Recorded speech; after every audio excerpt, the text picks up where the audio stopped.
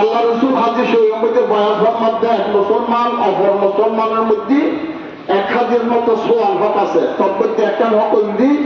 মুসলমান মারা যাবে অপর মুসলমানকে ভুলের ঊর্ধ্বে নয়।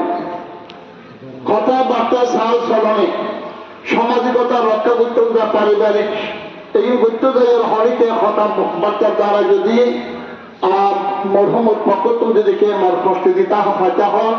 আজ শেষ বিদায় রক্তের মধ্যে আমরা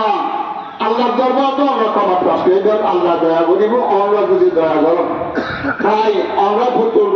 মর কষ্ট যেটা দিলি